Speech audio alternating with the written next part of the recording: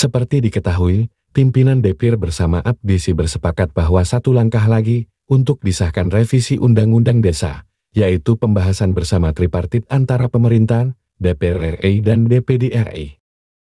Saat beraudiensi dengan Desa Bersatu mengenai tuntutan yang diajukan ke DPR, Ketua DPR RI menegaskan Dewan Legislatif berkomitmen membahas revisi Undang-Undang Desa. Untuk membuktikan komitmen tersebut, Dewan atas persetujuan pimpinan akan melakukan pembahasan revisi Undang-Undang Desa di masa reses, mengingat masa persidangan DPR ditutup pada 5 Desember tahun 2023 kemarin. Pembahasan akan dilakukan antara alat kelengkapan Dewan yang ditunjuk DPR dengan perwakilan pemerintah. Yang menjadi pertanyaan, seberapa yakin revisi Undang-Undang Desa ini akan disahkan sebelum pemilu tahun 2024? Mengingat selama ini aparatur pemerintah bisa seringkali dininabobokan dengan janji-janji manis menjelang pemilu, seperti kondisi yang terjadi saat ini. Muhammad Asri Anas, politikus yang juga sebagai koordinator 7 organisasi desa, sempat menyampaikan keraguan tentang kapan pengesahan dari revisi Undang-Undang Desa ini sendiri. Simak pernyataan Muhammad Asri Anas yang disampaikan sesaat sebelum aksi Kepala Desa 5 Desember tahun 2023. Jadi gini, aku jelasin sedikit nih informasi ya, teman-teman semua. Ya, aku jelasin ke teman-teman. Kawan-kawan. Jadi gini, tahun di mana teman-teman bisa bernegosiasi bagus, parlemen ini kan kadang-kadang butuh teman-teman ini hanya menjelang pemilu. Ini kita buka-bukaan aja, kan gitu. Jadi teman-teman jangan terlalu ideal lah. Realistis aja. Partai politik itu hanya butuh teman-teman ini bicara bernegosiasi. Butuh ketika reses, tapi ketika bicara negosiasi, teman-teman hanya punya nilai tawar nih kalau menjelang pemilu. Makanya desakannya itu adalah disahkan sebelum pemilu.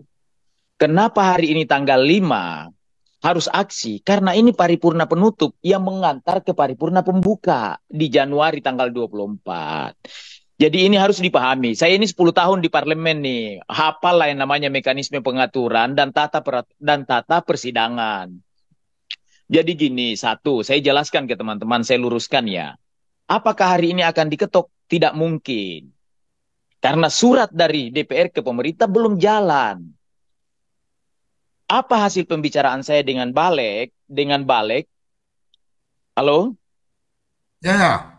Apa pembicaraan kita dengan Balek dengan beberapa pimpinan DPR? Di masa reses akan ada konsinyering antara pemerintah dengan DPR agar bisa disahkan sebelum pemilu di masa sidang pertama di pembukaan, kan gitu. Gitu loh alurnya, cara kita bermain nih, kan gitu. Kemudian kalau substansi di DPR kan udah selesai, kan teman-teman udah dapat draftnya tuh. Yang sekarang substansi dari pemerintah yang saya yakin Mas Agun Dimyati belum dapat dim dari pemerintah sampai sekarang. Saya udah dapat nih dimnya sekarang nih. Saya udah minta ke Pak Pratik, bahkan saya udah membahas dengan Pak Tito, kan gitu, Mendagri.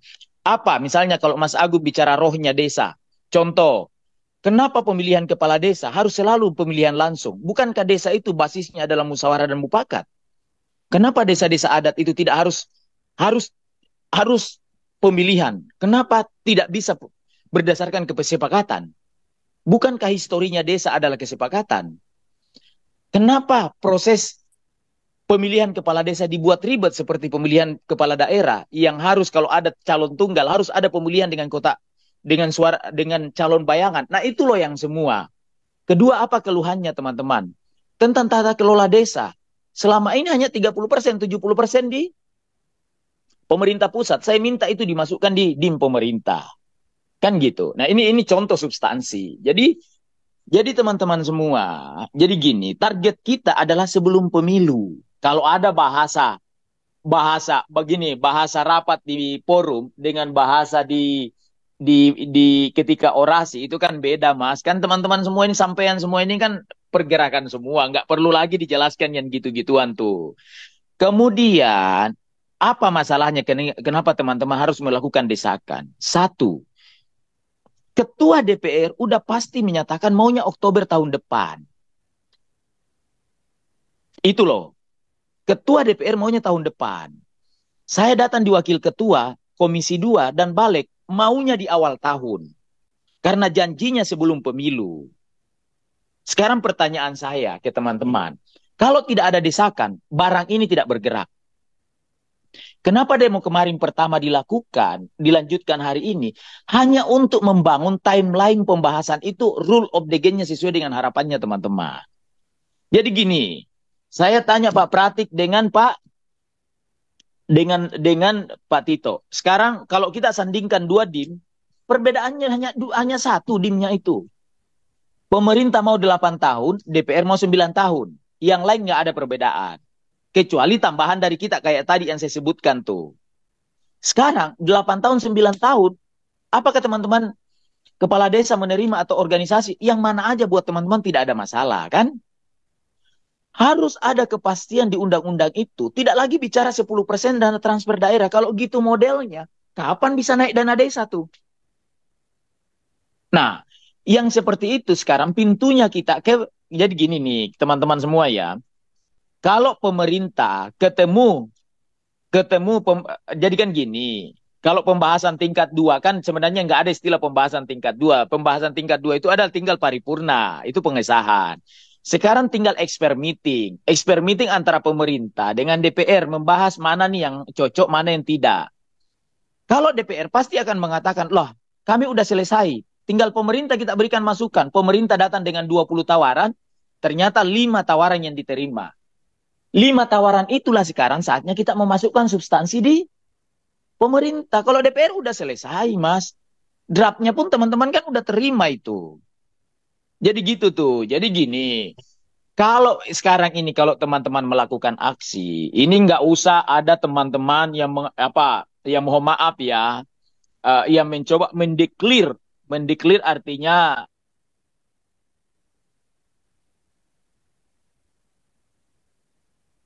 forum kalian ini kan semua udah jagoan semua kan gitu. Rusuh itu bakar-bakar itu kan hanya model, itu cara bernegosiasi kan gitu. Karena gini nih, mohon maaf ya. Pemerintah itu 18 September udah ngirim tim. Kalau melihat dim yang ada sekarang, Mendagri dengan Mensek ini mengatakan, ini kan hanya sekali expert meeting. Apa artinya? Hanya satu kali rapat aja udah selesai. Satu hari aja udah selesai itu. Kalau rapat nih. Kecuali kalau ada tambahan, mungkin bisa 3 hari. Kan gitu. Apa masalahnya sekarang? Kalau teman-teman datang di balik, kan masalahnya di balik itu adalah tidak ada disposisi dari pimpinan DPR, ketua DPR, bukan pimpinan ya, ketua DPR untuk pembahasan lanjutan. Kedua, belum ada undangan dari ketua DPR ke pemerintah untuk pembahasan lanjutan. Sekarang, kapan disposisi ketua turun? Adalah setelah aksi kemarin itu.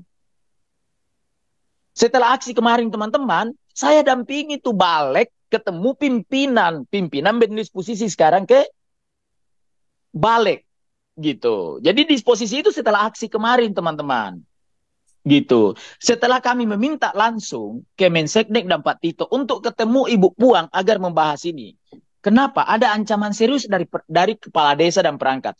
Tidak akan ikut menjadi support pelaksanaan pemilu.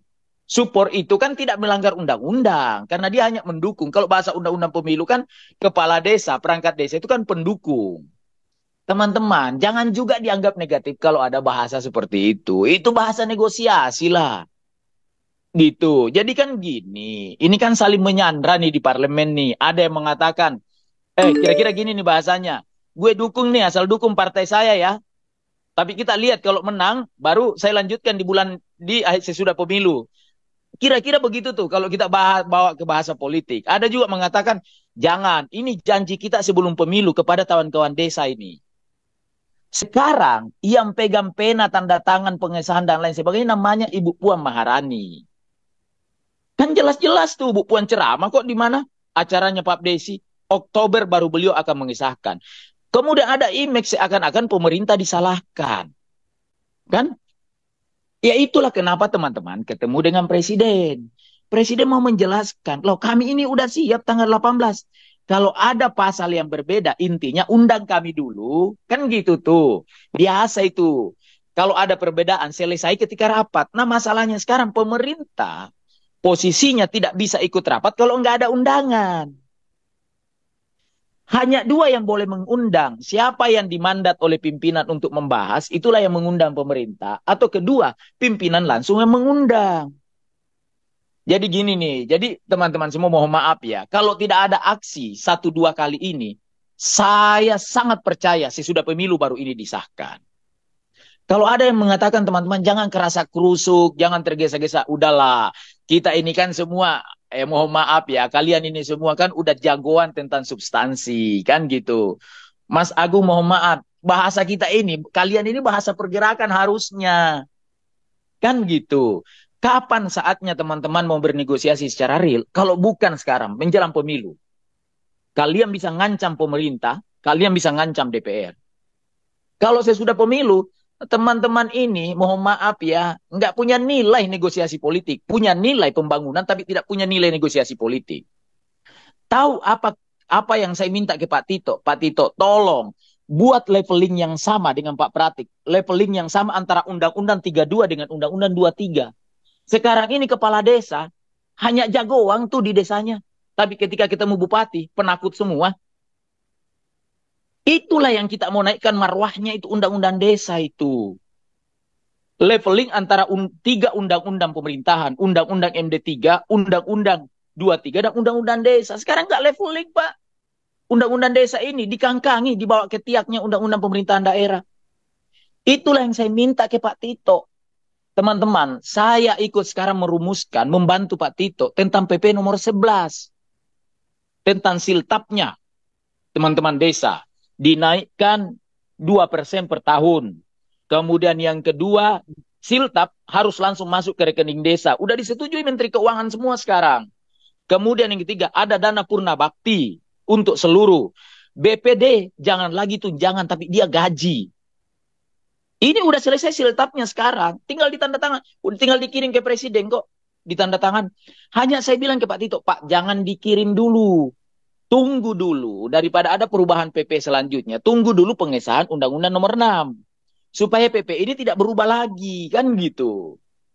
Jadi gitu teman-teman semua. Kita ini memperjuangkan desa. Memperjuangkan desa sekarang. Saya berharap beberapa paguyuban dari, alhamdulillah, Jawa Tengah sekarang ada 46 bis. Jawa Timur ada 67. Lebih Bang, Jawa Tengah lebih lah. Ya. Itu yang terdata di Taya. Tapi saya dengar teman-teman perangkat banyak yang berangkat dengan terutama yang mobil pribadi ya.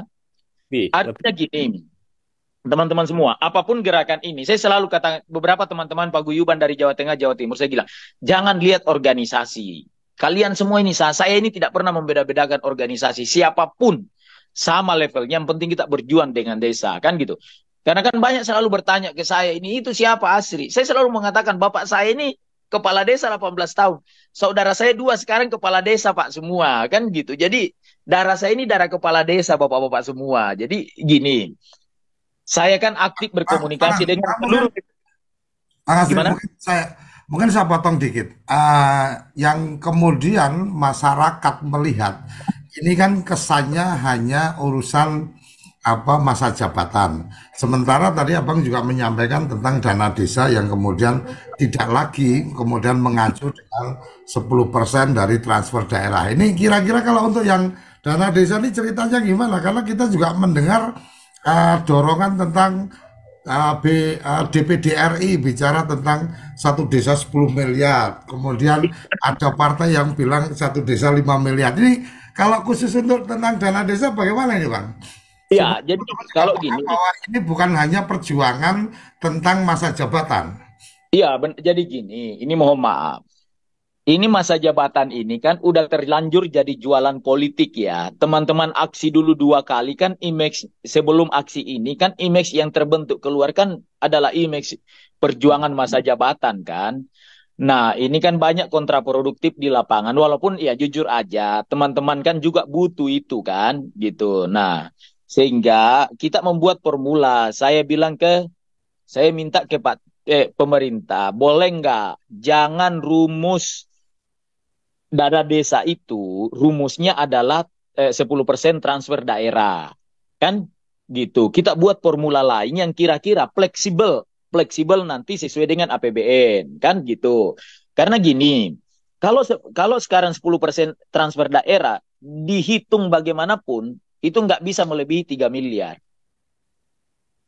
Gitu. Karena kan gini Mas, ini mohon maaf ya, saya ambil contoh. Sekarang ada 16 kementerian yang punya program desa. Masa teman-teman kepala desa untuk ngurus beda rumah harus datang ke Kementerian PU? Kan harusnya dana desa itu kalau dia naik 5 miliar, ya siapapun yang miskin di desanya bisa diperbaiki rumahnya dong oleh desa kan? Gitu. Kemudian yang lain, kenapa dana desa itu tidak bisa dipakai untuk subsidi pupuk kalau petani butuhkan? Daripada selalu butuhkan yang namanya apa, kartu pupuk lah, kartu apalah dari pemerintah, kabupaten, janji politik, semua nggak ada yang jalan kan. Mending gitu. Kenapa? Karena gini Mas Suryo, saya membedah dan diskusi dengan seluruh pakar desa. Kesimpulan kita hanya ada dua. Desa itu masalahnya hanya ada dua. Satu, kebijakan diperbaiki. Kedua, dananya harus ada. Itu baru gagah itu, namanya pemerintahan desa. Kan gitu. Nah, termasuk yang saya usulkan ke pemerintah, adalah di undang-undang itu disebutkan ada dak afirmatif khusus untuk desa. Apa dak afirmatif khusus itu? Misalnya, ini mohon maaf, di data saya sekarang Pak, itu 70% di Papua itu tidak punya kantor desa. Karena kalau kita punya histori dulu, Kementerian Dalam Negeri kan bisa membantu pembangunan kantor desa kan? Sekarang kita minta buat dak khusus afirmatif. Untuk apa? Daerah yang mengalami bencana desa, daerah yang tidak punya kantor desa, daerah yang di wilayah perbatasan, itu desa-desanya. Sekarang yang ada adalah dak afirmatif kabupaten yang diatur total oleh bupati kan. Nah, apa artinya teman-teman? Substansi yang disampaikan Mas Agung tadi memang perjuangan kita ini jangan image-nya kelihatan masa jabatan aja kan gitu. Nah, harus ikut persoalan-persoalan bisa kita jawab kan gitu yang menyangkut masyarakat. Apalagi yang lain. Ini kan, tapi saya baru bisa memberikan masukan ke pemerintah ya. Kita ada Undang-Undang Cipta Kerja, Mas Suryo Koco. Ya. Undang-Undang Cipta Kerja itu menyebutkan bahwa 20% area perkebunan yang diambil dari kawasan yang ada di daerah-daerah itu harus dikembalikan ke daerah. Hitungan saya apa?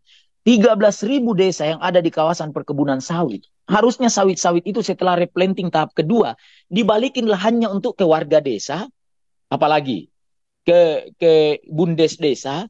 Makanya di draft yang saya serahkan ke pemerintah ada namanya penyerahan aset yang bersifat tetap berdasarkan Undang-Undang Cipta Kerja. Sama dengan di Jawa, Mas. Terlalu banyak namanya PTPN Perhutani yang di desa-desa. Tapi yang nyewa semua itu adalah pengusaha, Mas. Kalau lahan desa itu 30% dikuasai oleh PTPN Perhutani, harusnya 0, sekian persen asetnya itu diberikan kepada desa. Nah, rumus ini harus ada. Kenapa?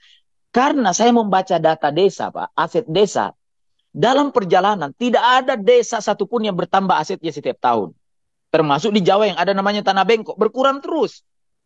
Harusnya sekarang kita berjuang agar PTPN Perhutani yang ada lahannya sekian persen di desa menyerahkan 0, sekian persen atau 1 sekian persen untuk dikembalikan ke desa. Itu ada undang-undangnya, Mas. Undang-undang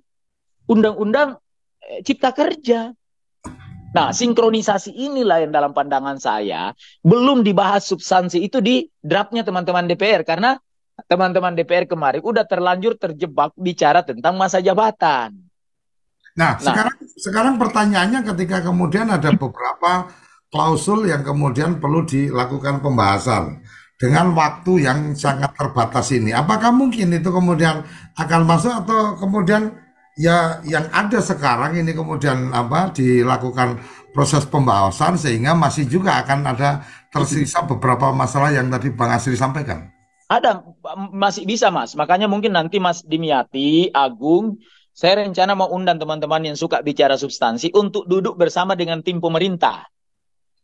Jadi gini, kalau kita harus masuk ke DPR, maka ada kesulitannya nanti pembahasannya harus disepakati oleh partai-partai lagi kan? Karena kemarin kan udah kesepakatan partai. Sekarang yang boleh itu adalah pintu lewat tim pemerintah. Pak Tito udah bilang, Asri, tunjuk tim sebelum kami membahas dengan DPR kemungkinan akhir tahun ini atau awal tahun depan.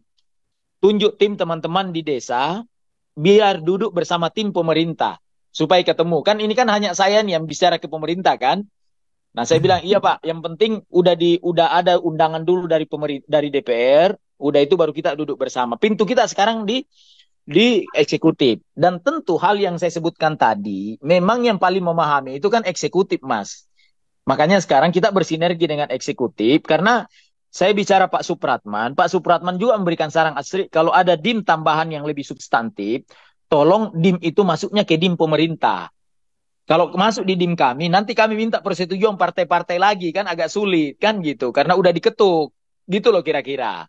Nah, tinggal dim pemerintah ini, dim pemerintah. Nah, makanya mungkin Tahapan prosesnya nih Bang, berarti sekarang target, ini kalau kita biasanya kalau bikin aksi kan ada target menang kecil, menang besar kan gitu.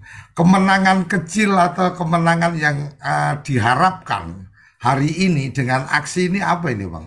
kemenangan kecilnya hari ini adalah sebentar pimpinan DPR akan keluar mengatakan kita selesaikan sebelum pemilu. Artinya itu akan menjadi pegangan bahwa pembahasan perubahan undang-undang desa harus diselesaikan sebelum pemilu. Sebelum pemilu. Ketika Gitu. pimpinan Insya Allah pimpinan DPR sebentar akan umumkan di saat mengundang teman-teman itu. Oke. Saya udah coba aturin agar mereka diterima. Saya kebetulan agak sakit ini jadi belum ke lapangan, agak kurang enak badan. Jadi sebentar insya Allah akan diundang teman-teman dan saya udah buatin satu draft di mana mereka harus tanda tangan bahwa itu disampaikan sebelum pemilu, kan gitu. Gitu. Karena ya waktu ketemu presiden pun saya udah bilang, Pak, teman-teman tidak mau melakukan pembantuan kalau ini tidak selesai. Oke, saya akan tugaskan Mendagri dengan Pak Pratik melobi maksimal DPR, kan gitu. Nah, kelihatannya habis pertemuan presiden dengan Bu Puan ada perubahan sedikit nih. Suasana kebatinan politik, kan gitu. Jadi kalau kemarin menghujat Ibu Ketua DPR, mungkin hari ini nggak ada lagi hujatan untuk Bu Ketua DPR, kan gitu. Gitu loh kira-kira suasananya. Target kita hari ini adalah DPR menyampaikan dua persidangan di Januari nanti akan diselesaikan gitu. Nah, targetnya itu akan ada pembahasan di masa reses gitu. Ini kan kita selalu membuat kalkulasi kemungkinan. Kalau kemudian hari ini itu tidak terjadi, apa yang akan terjadi dengan lapangan kita, Bang? Insya Allah terjadi, Mas. Kan biasanya kalau gini kan kita lobby dulu baru aksi kan. Ya. Jangan aksi dulu baru lobby gitu loh. Oh, Artinya udah ada kesepahaman kita sebenarnya dengan teman-teman di balik dan pimpinan gitu. Kita udah pertemuan Mas tentang itu. Jadi itu karena gini, kalau kita kan nggak peduli dengan partai politik ya, partai politik teman-teman desa siapa partai politik mau dibantu monggo aja. Kepedulian kita hanya satu, partai politik mendukung revisi undang-undang desa sebelum pemilu. Itu aja kata kuncinya gitu. Insya Allah Mas sebentar karena udah ada pembicaraan kita dengan pimpinan kok, termasuk dengan Balik dan Komisi 2.